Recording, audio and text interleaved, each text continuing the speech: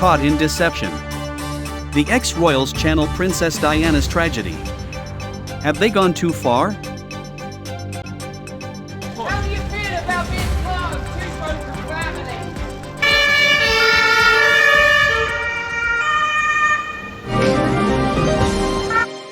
On Tuesday, May 16, 2023, Megarella accepted the Woman of Division Award from Miss Glorified Foundation in New York City.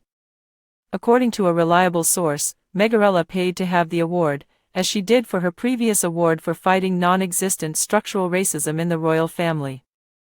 Megarella was accompanied by the whipped Duke of Montecito, her mother Dorian Raglan's, and other unidentified hangers-on.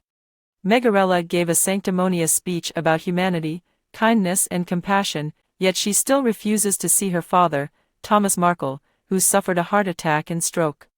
We're close all her life. She loved me. I'm a hero. And suddenly I was thrown out. Her father lives in Rosarito, Mexico, a 5-hour drive from Montecito.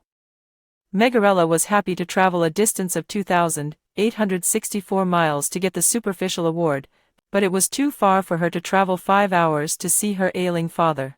Charter a path in which what you repeat in your daily acts of service, in kindness, in advocacy, in grace, and in fairness, that those become the very things that are recognized by the next wave of women.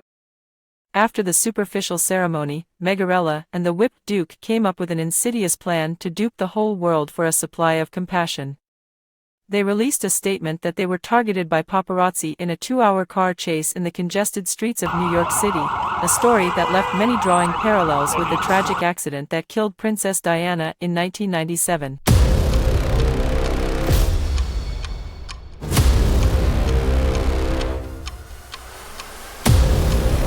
Sort of break down what that 2-hour chase was, because I think from when you read the statement, you assume it was some sort of fast and the furious situation in the middle of New York City, which we know crawls at snail's pace. And what I understand from speaking with their team and from sources, this was a pursuit that went on for 2 hours. It was sort of a game of cat and mouse with the paparazzi, who were desperate to get a shot, desperate to find out where they were staying, desperate to see if there was an after party or if they were with their children in New York. Those exclusive pictures are worth a huge amount of money. And so as they meandered and weaved throughout the streets, their cars sometimes sat in traffic, surrounded by photographers on bikes and cars behind them. And then there were moments where the road was clear and the car went up to 80 miles an hour, trying to lose some of the people that were following them. And of course, as we heard, there was that desperate moment towards sort of the end of the sort of, or into that, close to that second hour. Was this fact or fiction? Our GB News correspondent has the full report. Now, this extraordinary statement broke this afternoon UK time. A statement from the Sussexes. Last night, the Duke and Duchess and Mrs Raglan, that's Meghan's mother, were involved in a near-catastrophic car chase at the hands of a ring of highly aggressive paparazzi. This relentless pursuit, lasting over 2 hours, resulted in multiple near collisions involving other drivers on the road, pedestrians and 2 NYPD officers. While being a public figure comes with a level of interest from the public, it should never come at the cost of anyone's safety. Dissemination of these images, given the ways in which they were obtained, encourages a highly intrusive practice that is dangerous to all involved. And I saw that and I thought, what you're really doing is you're saying that the circumstances, the awful circumstances in Paris in '97, in which Diana died, were created on the island of Manhattan last night. Breaking tonight, doubts continue to grow around the Duke and Duchess of Sussex's bombshell claim that they were pursued in a, quote, near-catastrophic car chase by paparazzi in New York last night. The couple's sensational, I think farcical statement has quickly unravelled tonight as the NYPD and New York's left-wing mayor, Eric Adams, cast doubt on whether it could be described as a car chase at all. Eric Adams, the mayor of New York, responding. I would find it hard to believe that there was a 2-hour high-speed chase. That would be, I find it hard to believe, but we will find out the exact duration of it. But if it's 10 minutes, a 10-minute chase is extremely dangerous in New York City. And the driver of the taxi that the pair bizarrely sought refuge in, Sunny Singh, told the Washington Post, "I don't think I would call it a chase. I never felt like I was in danger. It wasn't like a car chase in a movie. They were quiet and seemed scared, but it's New York. It's safe." They were being Aggressive? No. They were behind us. I mean, they stayed on top of us. That was pretty much it. There was nothing more, you know. They kept their distance. It was just like journalists, just like everybody else trying to get pictures, make a quick buck. You didn't see any cars going over curbs or people banging on Oh, your I didn't window? see that, no.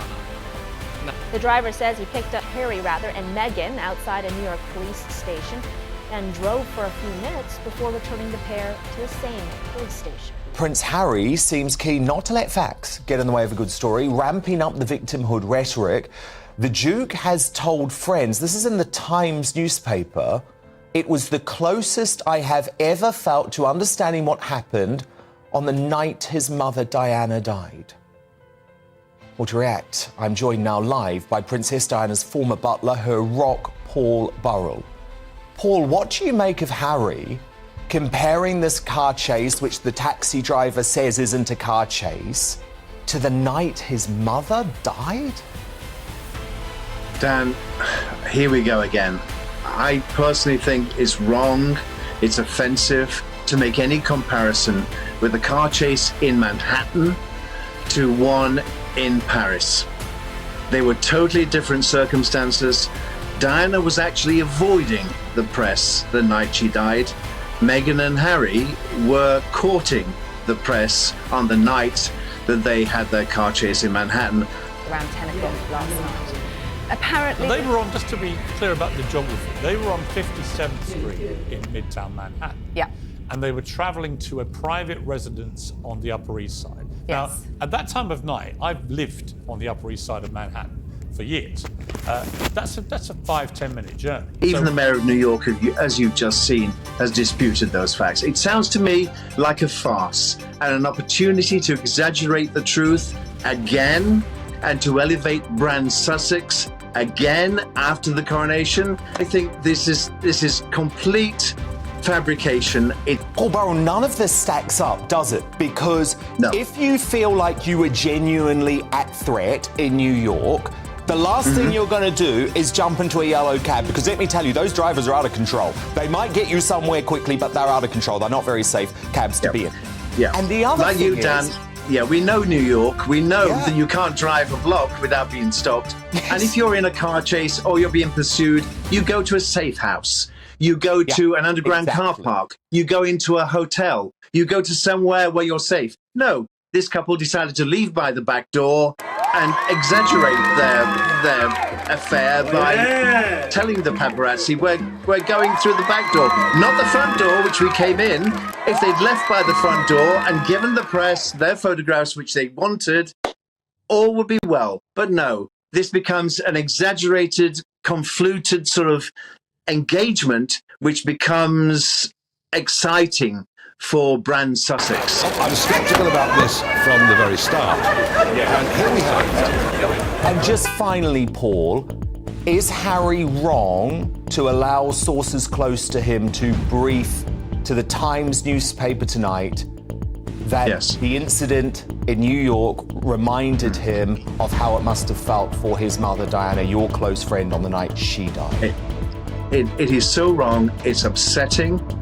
It's wrong for Harry to do this. He knows it's wrong. He must know it's wrong. It's not only upsetting to me, and it's upsetting to millions of people watching this show. It's people around the world, and his brother and his father.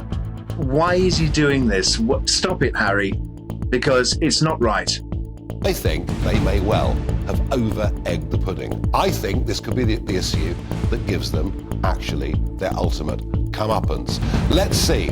Well, let's find out how things would have operated on the ground in New York. And I'm joined by former NYPD detective Bo Dietl and, significantly, of course, these days, running Bo Dietl and Associates Security and Investigation. So, Bo, welcome to the programme. Let's begin the investigation. A 2-hour high-speed car chase on Manhattan. How likely, in your view? may I use the English term rubbish? Because I think this is total rubbish. And last night, matter of fact, I was doing for Disney, I did all the security at the convention center. We had Kardashian there. We had all the famous people there. We were bringing them in and out. This, to me, is the most ridiculous sounding thing in the world. I've been in the security business from retiring from the police department for 38 years. First of all, the most important thing is the safety of the person that you're guarding. The person you're guarding, safety, the principle is the most important thing. And they want you to believe for 2 hours they were chased by 5 blacked out SUVs, chasing them all over, through red lights, through speeds, hitting other cars, maybe hitting cops. This is, I think, a part of the drama that is being made up by them. And again, you have cameras on every corner in New York City. This is going to be very easy to get the cameras and the police to investigate this. And already Mayor Eric Adams has gone on the air because this is the most ridiculous sounding thing. First of all, again, if someone's chasing you, why would you put your principals' lives in jeopardy? And then you get out of the car, you go into a yellow cab. Nothing makes sense. I like to know who the security that they're using, who hired it. Stevie Wonder? Oh, yeah!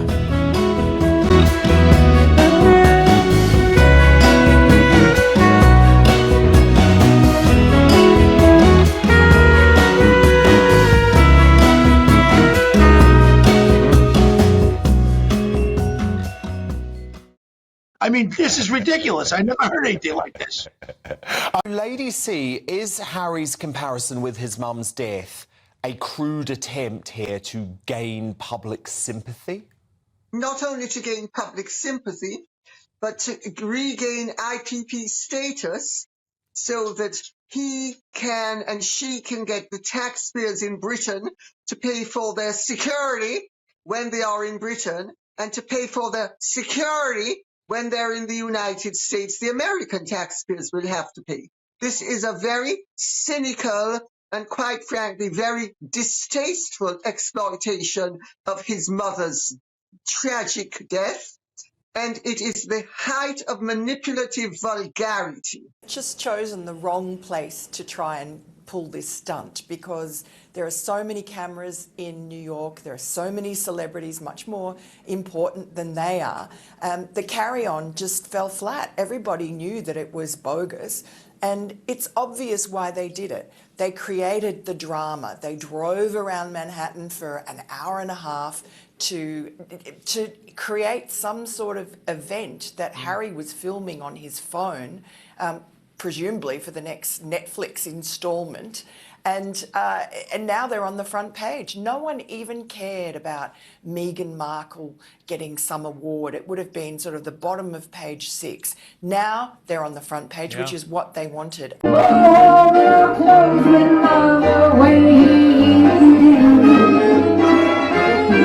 gonna sit right down and write myself a dark on this letter and make believe again.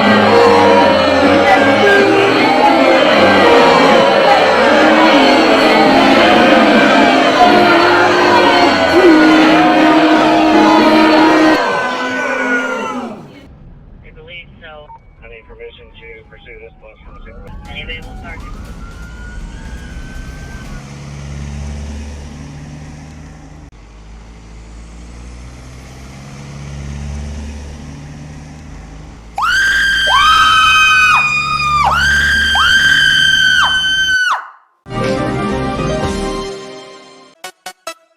Don't stop.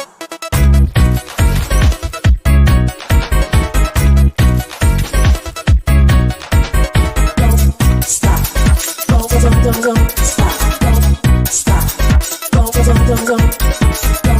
stop. Don't stop. Stop.